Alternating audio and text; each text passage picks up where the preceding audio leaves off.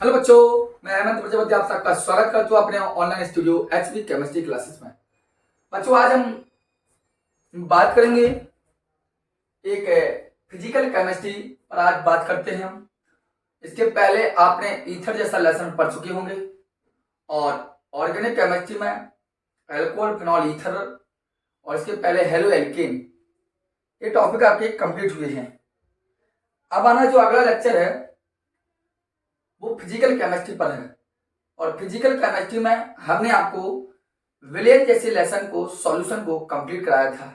केवल उसके न्यूमेरिकल्स रह चुके हैं, वो न्यूमेरिकल्स हम आपके करवा देंगे।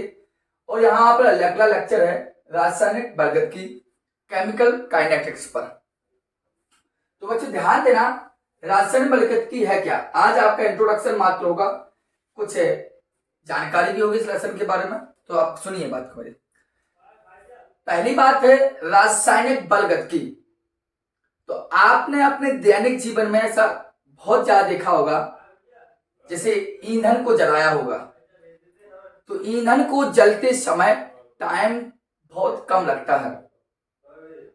आपने लकड़ी वगैरह जलाई होगी, कागज वगैरह जलाया होगा, कुछ भी जलाया होगा अपने जीवन में, तो आपने देखा क्या होगा कि वह कागज में सेकंड मात्र ही लगता है और पूरा का पूरा पेपर आपका जल जाता है। और इसी प्रकार आपने देखा होगा लोहे की छड़ को किसी पानी में आप डाल दें तो 2-2 3-3 दिन लग जाएं, क्या पता ज्यादा लग जाएं, क्या पता कम लग जाएं, तब उसमें जंग लगती है। अर्थात कहने का मतलब मेरा यह है कि आपने अपने व्यावहारिक जीवन में देखा क्या कि कुछ अभिक्रियाएं ऐसी होती हैं जो बहुत मंद गति से चलती हैं और कुछ अभिक्रियाएं ऐसी होती हैं जो बहुत तीव्र गति से भी होती हैं। मतलब कुछ केमिकल रिएक्शन ऐसे होते हैं जो बहुत ही ज्यादा तीव्र गति से होते हैं, बहुत ही फास्ट भागते हैं। जैसे ईंधन का जलना बहुत ज्यादा तेज अभिक्रिया होती है। लोहे पर जंग का लगना ये बहुत ही मंद अभिक्रिया होती है। मतलब मेरा कहने का मतलब है, आपने देखा होगा जो आपका ईंधन जलता है, ईंधन का जो जलना है कैसी अभिक्रिया है, तीव्र अभिक्रिया है, अर्थात फास्ट रिएक्शन है। और लोहे पर जंग लगना कैसी अभिक्रिया है, मंद अभिक्रिया है। इस बात को आपने व्यवहारिक जीवन में देखा होगा। कहने का मतलब है कि कुछ अभिक्रियाएं ऐसी होती हैं जहां पर कुछ बहुत तीव्र अभिक्रिया होती हैं और कुछ बहुत मंद होती हैं। ठीक है, तो इसी तीव्र अभिक्रिया और मंद अभिक्रिया कैसे होती है, या अभिक्रिया कितनी तेज भागती है, या अभिक्रिया कितनी मंद गति से होती है, यही सब चीजें हमें रासायनिक बलगतकी में पढ़ना। हम आपको बता दें कि रासायनिक बलगतकी में सबसे पहले हम आज यहां देखेंगे अभिक्रिया के वेग को जानेंगे। जब अभिक्रिया का वेग कंप्लीट हो जाएगा तो इसी वेग को प्रभावित करने वाले कारक को जानेंगे। ठीक, कारक कौन कौन से अभिक्रिया के वेग को प्रभावित करने वाले, इनको भी जानेंगे। तीसरी बात ये भी जानेंगे हम, इनके बाद आर्हीनियस इक्वेशन को हम देख सकते हैं, या आर्हीनियस समीकरण क्या है इसको हम जानेंगे। अगर हम फोर्थ पॉइंट की बात करें आर्हीनियस समीकरण के बाद, हम देखेंगे आणविकता अभिक्रिया की क्या होती है, और जब आणविकता देखेंगे साथ में अभिक्रिया की हम कोटि को भी जानेंगे। और भी बात करें तो शून्य कोटि या इसी के आधार पर प्रथम कोटि की परिभाषा भी जानेंगे और इनके वेग व्यंजक को भी हम करेंगे। ये सब चीजें छोटी छोटी हो या बड़ी बड़ी हो, इन सभी चीजों को हम क्या करेंगे, कंप्लीट करेंगे। ठीक है, तो चलिए हम आगे लेसन पर आगे बात करें। इतनी आपने समझ लिया कि होती अभिक्रिया क्या है, रासायनिक बलगतकी क्या है। तो एक बात और जान लीजिए, हमेशा मैं ध्यान दे रहा हूं, मैंने कहा रासायनिक बलगतकी आप जानते हैं फिजिकल केमिस्ट्री के अंतर्गत आती है, भौतिकी रसायन।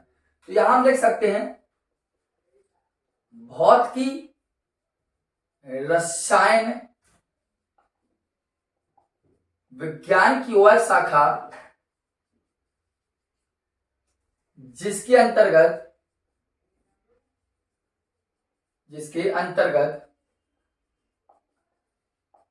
अभिक्रिया के वेग को प्रभावित करने वाले कारक। अब कारक कौन कौन से हैं आप अच्छे से जानते होंगे, जैसे कि टेम्परेचर, जैसे कि कंसंट्रेशन, जैसे कि प्रेशर, जैसे कि उत्प्रेरक।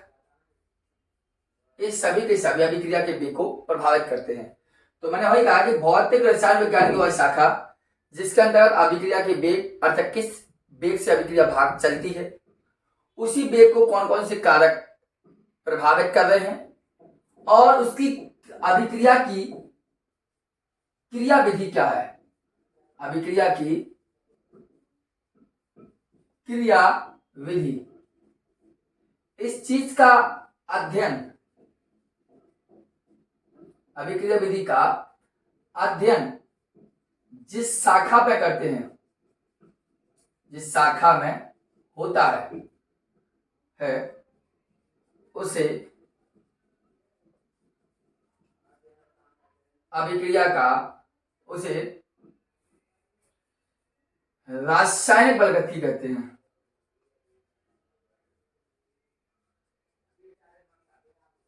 ठीक, इस बात में अगर आपसे क्वेश्चन पूछे कि रासायनिक बलगति क्या है तो आप बताएंगे कि ऐसी शाखा जिसमें अभिक्रिया के हम वेग और वेग को प्रभावित करने वाले कारक, सांद्रता, ताप, दाब, इन सभी और उसकी क्रिया विधि का अध्ययन जहां भी करते हैं वही कहलाती है आपके केमिकल काइनेटिक्स। यहां हमने आपको बताया कुछ अभिक्रियाएं भी जानकारी दी कि कैसी होती हैं, बहुत ही मंदगति। इनको नोट कीजिए थोड़ा सा। देखिए ये अभिक्रियाएं आपके सामने हैं, इनको आप समझ लीजिए। अब हम मेन टॉपिक पर आते हैं। हमने केवल ये बताया कि रासायनिक बलगति होती क्या है। ठीक, अब बात करते हैं कि अभी यहां बात कर रहे थे हम आपसे कि कुछ अभिक्रिया तीव्र भी होती हैं और कुछ अभिक्रिया मंद होती हैं, तो इन्हीं पर हम बात करेंगे। आप ध्यान देना। तो तीव्र और मंद होने के कारण ध्यान देना, हम यहां हेडिंग, हमारी मेन हेडिंग होती है वेग के आधार पर अभिक्रिया के प्रकार, टाइप ऑफ रिएक्शन। ठीक है, तो वेग के आधार पर यह अभिक्रिया का है तो दो टाइप के अभी मैंने बताया कि कुछ अभिक्रियाएं ऐसी होती हैं जो बहुत तीव्र गति से चलती हैं, जैसे कि आपको बताया मैंने कौन सी, ईंधन का जलना, और कुछ अभिक्रिया ऐसी जो मंद गति चलती हैं जैसे लोहे पर जंग लगना। उसी आधार पर अभिक्रिया होगी। तो पहली अभिक्रिया को हम मानते हैं आणविक अभिक्रिया। मेन हेडिंग क्या होती है, आणविक अभिक्रिया। ठीक, क्वेश्चन पूछिए आणविक अभिक्रिया क्या है, तो परिभाषा वर्ड देखिए आप क्या लिखा, आणविक। मतलब आणविक का मतलब है कि वे अभिक्रियाएं जो अणुओं के मध्य होती हैं, मतलब वे अभिक्रियाएं जो किसके मध्य होती हैं, वे अभिक्रियाएं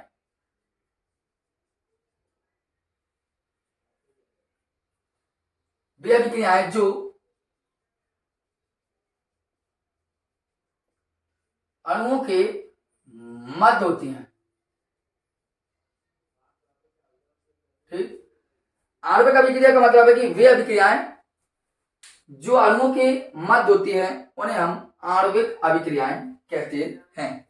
इस बात क्लियर हो गई। तो ये आणविक अभिक्रियाएं कहलाती हैं कि वे अभिक्रियाएं जो क्या होती हैं, अणुओं के मध्य होती हैं, उन्हें हम क्या बोलते हैं, आणविक अभिक्रिया कहते हैं।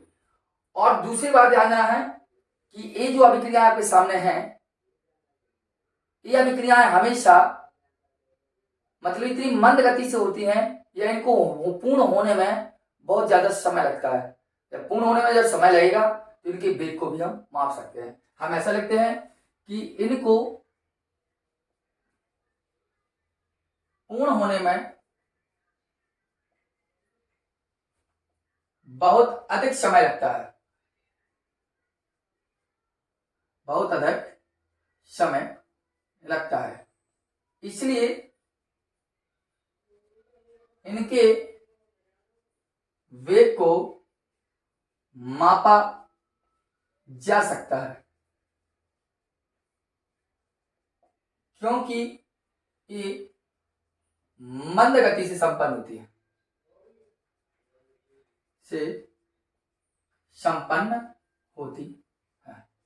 इसको आप ध्यान देना। तो आपको मैंने बताया आणविक अभिक्रिया है, तो आणविक अभिक्रिया अभिक्रिया है जो अणुओं के मध्य पूर्ण होगी और इनको पूर्ण होने में बहुत अधिक समय लगता है।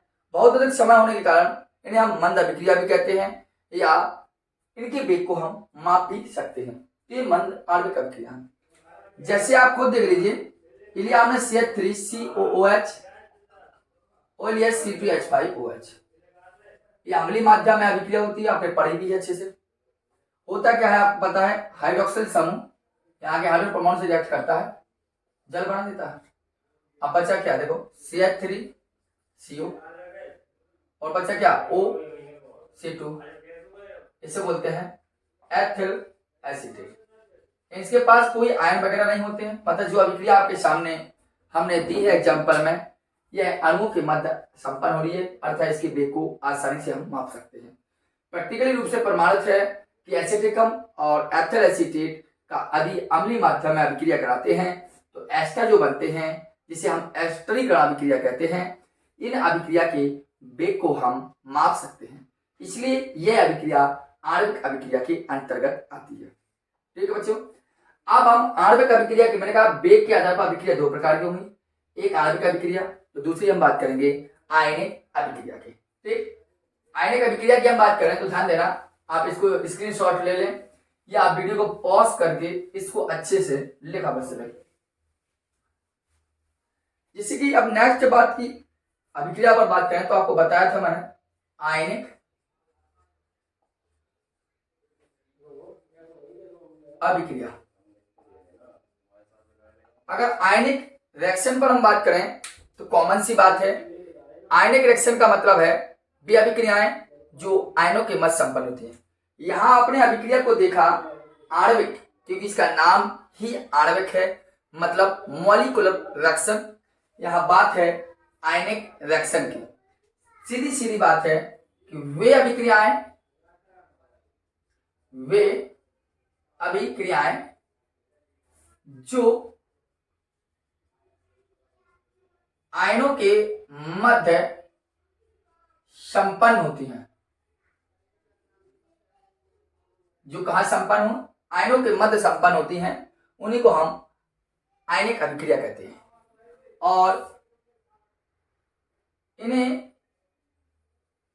तीव्र अभिक्रिया भी कहते हैं, तीव्र अभिक्रिया भी कहते हैं, क्योंकि इनके वेग को मापा नहीं जा सकता। अब आप पूछोगे बच्चों कि क्यों नहीं मापा जा सकता? क्योंकि आपको मैंने बताया है कि जैसे कि आपके ईंधन का जलना है, जब भी किसी पेपर कागज को आप जलाते हैं तो आपको खुद पता है टाइमिंग बहुत ही सेकंड मात्रा ही लगता है, जिसमें आपका पेपर जल के राख हो जाता है। तो आपने खुद दिमाग नहीं लगाया, खुद इतना नहीं सोच पाते हैं हम कि टाइमिंग देखते हैं कि बहुत ही ज्यादा कम लगता है, और उस टाइमिंग को हम खुद नहीं देख पाते हैं और अभिक्रिया संपन्न हो जाती है। तो व्यावहारिक रूप में कुछ ऐसी अभिक्रियाएं होती हैं जिनको हम माप नहीं सकते। जैसे एक एग्जांपल हमारी तरफ से ले लीजिए, जैसे सिल्वर नाइट्रेट AgNO3 और सोडियम क्लोराइड, इसके नीचे आप अपना खुद नाम लिखेंगे। सिल्वर नाइट्रेट और सोडियम क्लोराइड ये आपस में दोनों रिएक्ट करेंगे। देखिए आप, इस सोडियम नाइट्रेट होगा आपका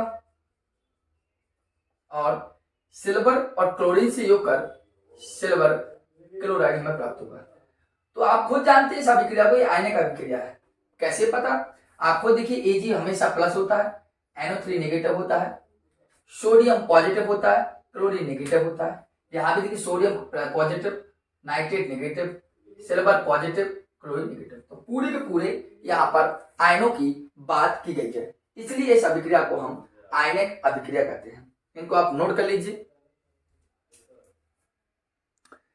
अभिक्रिया यदि नोट हो चुकी हो तो हम एक मेन हेडिंग पर बात करेंगे जो इस लेसन का समझ लीजिए प्राण है, क्योंकि यदि वह रिएक्शन आपको समझ में नहीं आई तो समझ चाहिए आगे चल के सब बर्बाद है आपका। ठीक है, तो ध्यान देना, हम बात करेंगे अभिक्रिया के वेग, जिसे हम बोलते हैं रेट ऑफ रिएक्शन पर।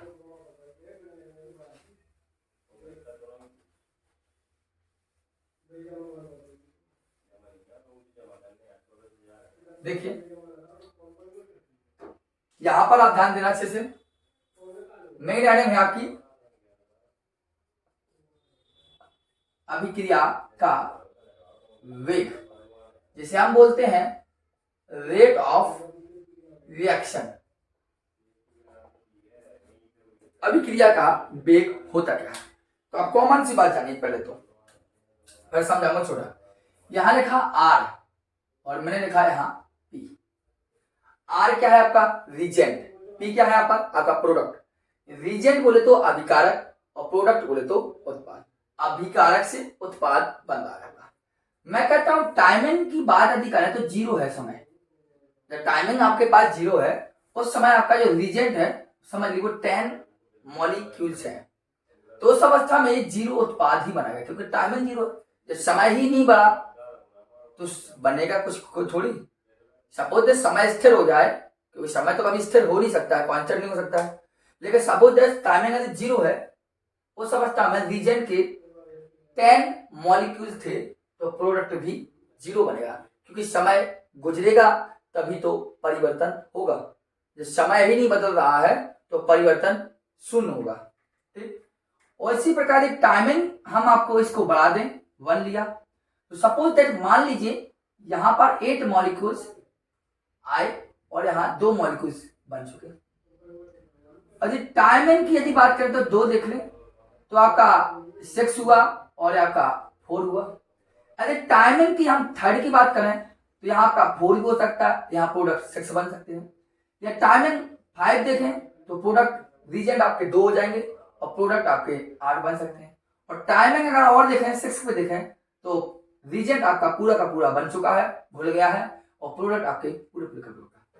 तो आपको जो मैंने समझाया व्हाइट पर, तो आप देखते जैसे जैसे समय बढ़ता गया रीजेंट की मात्रा कम होती गई और प्रोडक्ट आप देखिए बढ़ते गए। यहां पर रीजेंट क्या हो रहा है, डिक्रीज, और प्रोडक्ट क्या हो रहा है, इंक्रीज। रीजेंट अर्थात अभिकारक की सांद्रता घटती जा रही है और उत्पाद की सांद्रता बढ़ती जा रही है। कब, समय में परिवर्तन होने से। समय 0 रहा तब 10 थे, कुछ नहीं बना। समय 1 हुआ 8 हुए, 2 बने। समय 2 हुआ 6 बने, 4 हो गए। कहने का मतलब है आप देखते 0 से 6 तक समय पहुंचा आपके। जब टाइमिंग 6 तक हो गया तो रीजेंट में परिवर्तन हो रहा है और उत्पाद में परिवर्तन हो रहा है। परिवर्तन क्या हुआ, अभिकारक घट रहे हैं, उत्पाद बढ़ रहे हैं। तो आप समय के अकॉर्डिंग देखते हैं कि समय में जैसे जैसे परिवर्तन होता है तो अभिकारक की सांद्रता घटती जा रही है, उत्पाद की सांद्रता बढ़ती जा रही है। इसलिए परिभाषा बनती है कि एकांक समय में अभिकारक या उत्पाद की सांद्रता में हुआ परिवर्तन अभिक्रिया का वेग कहलाता है। देखिए यहां मैं लिखता भी हूं आपके लिए, मैंने कहा एकांक समय में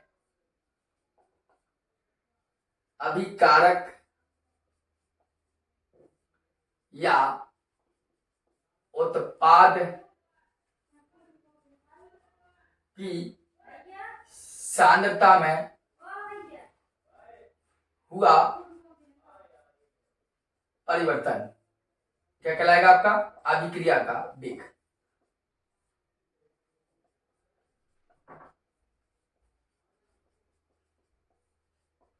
बताइए कोई दिक्कत हो? जो आपको मैंने समझाया वही व्हाइट बोर्ड पर आपके लिए परिभाषा लिखी हुई है कि समय में परिवर्तन हुआ तो रीजेंट में परिवर्तन हो रहा है। इसलिए हम कह सकते हैं कि एकांक समय में अभिकारक और उत्पाद सांद्रता में जो परिवर्तन होता है उसी को अभिक्रिया का वेग कहते हैं। यहाँ वेग को इंग्लिश वाले बोलते हैं रेट। अर्थात अभिक्रिया का वेग का मतलब रेट ऑफ रिएक्शन। तो यहाँ पर हमारे दो वर्ड बन सकते हैं, सूत्र बन सकते हैं। कैसे बन सकते हैं? यहाँ हम लिखते हैं R बराबर, R क्या है आपका? अभिक्रिया का वेग। कैसे पता? वेग को लिखते हैं रेट से, और रेट को हमने मान लिया R। यहाँ क्या कहा? अभिकारक। अभिकारक मतलब कैपिटल R, रीजेंट हो गया। लेकिन अभिकारक की क्या? सांद्रता। सांद्रता के लिए हमने बड़ा कोष्ठक लगाया। सांद्रता के लिए हमने क्या लगाया? बड़ा कोष्ठक बटे, ठीक। और वो कहता है परिवर्तन, परिवर्तन है सो डेल लगाएंगे, और किसके सापेक्ष? समय, तो यहाँ लिखेंगे डेल टी, ठीक। इसी प्रकार आपका उत्पाद के लिए लिखेंगे तो R बराबर क्या है आपका? या तो उत्पाद की सांद्रता, उत्पाद का हो प्रोडक्ट, सांद्रता का मतलब है बड़ा कोष्ठक, ठीक। परिवर्तन का मतलब है डेल, और समानांतर डेल टी, ठीक। ये कहलाता है आपकी परिभाषा के लिए अकॉर्डिंग फॉर्मूला। अब आप खुद देखते हैं समय के अकॉर्डिंग, आप देखिए अभिकारक क्या हो रहे हैं? घट रहे हैं। अभिकारक क्या हो रहे हैं? घट रहे हैं। अभिकारक क्या होते हैं? समय के अकॉर्डिंग घटते हैं। घटने का मतलब है कमी हो रही, कमी हो रही, तो अभिकारक में हम नेगेटिव चिन्ह को दर्शाएंगे। और समय के अकॉर्डिंग आप देखिए उत्पाद बढ़ रहे हैं, और बढ़ रहे हैं इसका मतलब वृद्धि हो रही, यहाँ पर पॉजिटिव चिन्ह दर्शाएंगे। बस समझ में आएगी थोड़ी सी। तो ये कहलाते हैं अभिकारक की सांद्रता परिवर्तन। जैसे हमने एक आपके लिए ले लिया, जैसे हमने लिखा N2 + 3H2 इक्वल लिया हमें 2NH3। N2 + 3H2 equal to 2NH3 देखा। और हमने कहा इस अभिक्रिया के लिए रेट ऑफ रिएक्शन ज्ञात कीजिए। तो पता क्या ज्ञात करेंगे? क्या? जे अभिकारक है और जे उत्पाद है। तो अभिकारक क्या है? N2, तो लिख दीजिए डेल N2। देखिए अभिकारक आपका R था तो डेल R लिखा था, अभिकारक आपका R था तो डेल R लिखा था, अभिकारक आपका N2 है तो डेल N2 लिखेंगे, और समय वही डेल T, ठीक। लेकिन ये अभिकारक है इसलिए कमी होगी, अर्थात माइनस लगाएंगे। आगे यदि हम इसका निकाला तो R बराबर क्या करेंगे? H2 है तो डेल H2 बटे डेल T, और क्या हो जाएगा? ये भी अभिकारक है तो चिन्ह लगाएंगे माइनस का।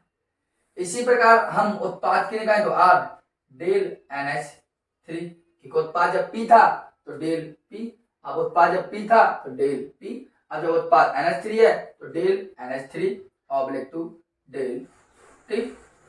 अब ये आपका उत्पाद है, इसे चिन्ह होगा प्लस का। अब आप देखते हैं कि इनके आगे कुछ संख्याएं लिखी हैं। चलिए बच्चों, थोड़ा डिस्टर्ब हुआ था, आगे हम इसी से स्टार्ट करते हैं आगे, ठीक है। मैंने आपको कहा था कि आपका देखते हैं यहाँ पर 3 लिखा है, हाँ 2 लिखा है। ये जो समीकरण को बैलेंस कर रहे हैं इक्वेशन, ये बैलेंस इक्वेशन जो है इनको हम बोलते हैं रस समीकरणितीय गुणांक। तो इनका होता क्या है कि जब भी आप अभिक्रिया का वेग ज्ञात करते हैं, जैसे 3 लिखा तो किसके साथ है? हाइड्रोजन साथ, तो 1/3 हो जाएगा। 2 लिखा तो 1/2 हो जाएगा। ये अभिक्रिया का वेग होता है। मतलब किसी भी अभिक्रिया का वेग आपको ज्ञात करना है। जैसे कि मैं एक छोटा सा एग्जांपल और दूं, जैसे लिखा 2KClO3 इक्वल 2KCl + 3O2, सही से लिख दो 3O2। रेट ऑफ रिएक्शन ज्ञात करेंगे तो स्मॉल r बराबर क्या होगा? डेल KClO3 अभिकारक के लिए अपॉन डेल T। लेकिन अभिकारक क्या है? ऋणात्मक होता है क्योंकि घटता है, तो ऋणात्मक होता है तो माइनस, लेकिन 2 है तो 1/2। बताइए समझ में आई बात नहीं? उत्पाद के तो रेट ऑफ रिएक्शन KCl, लेकिन डेल्टा का परिवर्तन के साथ अपॉन डेल T कितना है? 2 है तो 1/2 वो नहीं हुआ। लेकिन क्या उत्पाद से पॉजिटिव रहेगा। इसी तरह आप ऑक्सीजन का भी रेट ऑफ रिएक्शन ज्ञात कर सकते हैं। इसको आप नोट भी कर लीजिए, थोड़ा डिस्टर्ब हुआ था।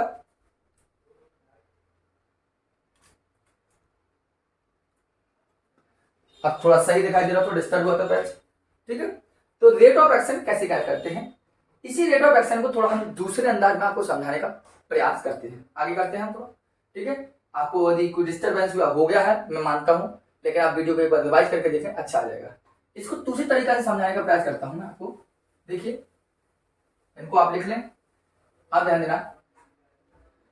मैंने कहा कि सपोज दैट, मैंने क्या कहा था आपको, ये rate reagent and a product है। मान लें टाइम एन की 0 है, समय शून्य है, उस अवस्था में आर के ए ग्राम मूल थे, मतलब ए ग्राम मूल स्मॉल ए ले लीजिए, ए ग्राम मूल थे और जिसने 0 बनाया, लेकिन टाइमिंग कुछ बड़ा, कुछ भी बड़ा, सपोज दैट एक बढ़ गया, साम्य अवस्था में आ गया, कुछ भी हुआ, तो ए में से कुछ एक्स अणु बाहर निकले, ए में से एक्स अणु बाहर निकले, मतलब समय बढ़ा तो रीजन ने अपने को कम किया और एक्स उत्पाद में परिवर्तित कर दिया। तो इसके लिए रेट ऑफ रिएक्शन क्या कहें तो आर बराबर जो होगा, देखो जो आर होता है तो आपने द्रव्यानुपातिक क्रिया नियम पढ़ा होगा, पढ़ा क्या है कि अभिक्रिया का वेग, आपने पढ़ा क्या है, अभिक्रिया का वेग द्रव्य अभिकारक की सांद्रता के समानुपाती होता है। अभिक्रिया का जो वेग होता है अभिकारक की सांद्रता के क्या होता है, समानुपाती होता है। देखिए अभिक्रिया का वेग बोले तो आर, अभिकारक की सांद्रता क्या है, ये टाइमिंग 0 वाली ले लेंगे, जब टाइमिंग ए हो गया अर्थात समानुपाती ए माइनस एक्स। ठीक, मैंने क्या कहा, अभिक्रिया का वेग समानुपाती होता है अभिकारक की सांद्रता के। कैसे पता, आपके क्लास 11th में रासायनिक शाम में लेसन पढ़ा, द्रव्य अनुपाती क्रिया नियम, गोल्डबर्ग और बागे द्वारा दिया गया, तो वहां पर होता है अभिक्रिया का वेग समानुपाती होता है अभिकारक की सांद्रता। तो अभिक्रिया का वेग क्या है, स्मॉल आर। अभिकारक की सांद्रता क्या है, आपको सर ए भी तो है अभिकारक की सांद्रता, नहीं ए भी है। अभिकारक की सांद्रता हम कौन सी लेते हैं, अभिकारक की सांद्रता हम वो लेते हैं जो टाइमिंग में परिवर्तन दिखा रही है हमें, तो टाइमिंग परिवर्तन का ए माइनस एक्स से बना ए एक्स, ये वाला, और लिया क्या, अभिकारक का ही लिया, क्योंकि उत्पाद का नहीं लेंगे हम। तो अब बस सांद्रता की बात की तो कोष्टक लगा दीजिए बस। रेट ऑफ रिएक्शन की बात करें तो अगर रेट ऑफ रिएक्शन आर है तो अगर लिखना हो तो लिख लीजिए, नहीं तो हम तो कहते हैं रेट ऑफ रिएक्शन में भी सपोज है, मैं लिखता हूं कि अति सूक्ष्म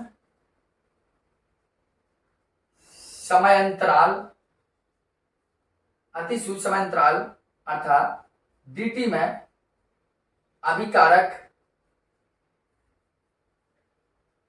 अभिकारक में dx परिवर्तन होता है। थोड़ा वीडियो को 1-2 बार देखेंगे तो आपको अच्छा फीलिंग आएगी और अच्छी समझ में आएगी। चलिए थोड़ा सा और समझ लीजिए, थोड़ा, क्योंकि डिस्टर्ब ना हुई होती वीडियो, कठिन ना होती बीच में, तो आपको सही मिलता है। अब इसको देखना, एक बार देख लो। देखिए मैंने कहा थी अति सूक्ष्म अंतराल dt में अभिकारक की में परिवर्तन का dx, तो अभिकारक का परिवर्तन, तो देखो आज यहाँ पे हम देख सकते हैं dx बटे dt समानुपाती a माइनस एक्स। चलिए अब आप ऐसा लिख सकते हैं, देखो dx अपॉन dt, यहाँ पे देखिए और हो गया a माइनस एक्स, हो गया। जहां आपको पता है कि आपका एक स्थिरांक है, कांस्टेंट है, इससे हमें मतलब नहीं है।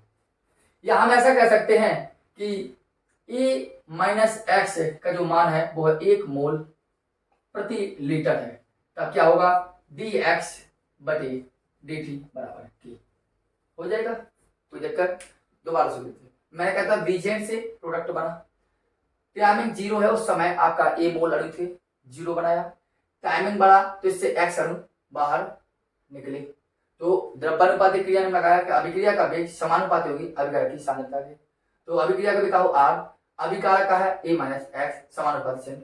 अब हम कहते हैं अभिक्रिया का वेग हम क्या रखें, डेल आर की पहले की बात ही रखें, नहीं, हमने परिवर्तन बताया कि मैं कहता हूँ छोटा सा परिवर्तन हुआ dt हो गया, मतलब टाइम में छोटा परिवर्तन हो तो स्मॉल dt, जब अति सूक्ष्म परिवर्तन किया जाता है तो स्मॉल डी लगाया जाता है, डेल्टा ही लगाया जाता है, तो dt में अभिकारक में dx हो जाता है, dx बटे dt, जो अभिकारक जो समय, अभिकारक समय, तो dx बटे dt समानुपाती a माइनस, तो आप इस तरह सबको हल कर लेता है। ठीक है, ये कहलाता है आपका अभिक्रिया के वेग, इसको आप जाने रहे, अच्छे से जाने रहे, बार बार कह रहा हूं मैं। अब थोड़ा एक एग्जांपल ले लूं, क्योंकि आपको वीडियो डिस्टर्ब हुई थी तो रेट ऑफ रिएक्शन निकालने में आपको दिक्कत हुई थी। आइए ध्यान दें, इसको स्क्रीनशॉट ले लीजिए आप। फिर यहीं पर इस वीडियो को स्टॉप करते हैं और कल हम न्यू तरीका से अगली वीडियो मतलब इस चैप्टर को आगे बढ़ाएंगे। ठीक है, आगे ध्यान देना, मैंने कहा कोई भी एग्जांपल ले लीजिए, थोड़ा सा अच्छा से ले लो। इसलिए लिखा H2 लिखा Cl2 इक्वल हुआ 2HCl। कहा कि सर इसके लिए रेट ऑफ रिएक्शन ज्ञात कीजिए, अभिक्रिया का वेग बताइए, तो अभिक्रिया का वेग को लिखते कैसे हैं, आर से। कैसा लिखेंगे, अभिकारक का है डेल H2 बटे समांतर का है डेल T। ठीक, अभिकारक है तो क्या लगाएंगे, माइनस। क्यों लगाएंगे, समय के साथ घटता जाता है। ठीक, अब आइए Cl2, तो आर इसका निकाल लीजिए, डेल Cl2 बटे डेल T, सांतर परिवर्तन साथ आएंगे, अभिकारक है मैं लगाएंगे, फिर निकालो उत्पादित, तो आर बराबर डेल HCl डेल T, क्या लगाएंगे, प्लस। अब प्लस लगाने क्यों लगाएंगे प्लस, क्योंकि उत्पाद है, HCl क्या उत्पाद, उत्पाद में वृद्धि होती है समय के साथ, इसे पर लगता है। यहाँ तक कितना लगा, दो लेके, तो उसका भाग कर देंगे, मतलब 1/2। इस बात को ध्यान है, ये आपको ऐसा ही लिखना हो तो एक ही आर को बराबर में लिख दीजिए आप सभी, तब भी आपको क्लियर है। तो मेरा कहने का मतलब मेरा है, अगर मतलब आप ऐसा नहीं लिखना चाहते तो आप देखिए आर बराबर del H2 active mass del T, और बस अभिकारक minus del Cl2 del T active mass minus लगा दीजिए, बराबर अभिकारक है दोनों, एक ही लाइन लिख दीजिए, बराबर डेल HCl बटे डेल T, प्लस लगा दीजिए क्योंकि उत्पाद है और 2 है, इसका भाग कर देंगे, जो भी आएगा उसका हम भाग कर देंगे। तो ये थी आपके अभिक्रिया का वेग और रासायनिक बलगति को आप अच्छे से जाना। आपको आशा भी करता हूँ कि आपको काफी समझ में भी आएगा। यदि नहीं समझ में आया तो आप हमें एक बार कमेंट बॉक्स में कमेंट अवश्य करें। वीडियो अच्छी लगी हो तो फीडबैक अवश्य दें। धन्यवाद।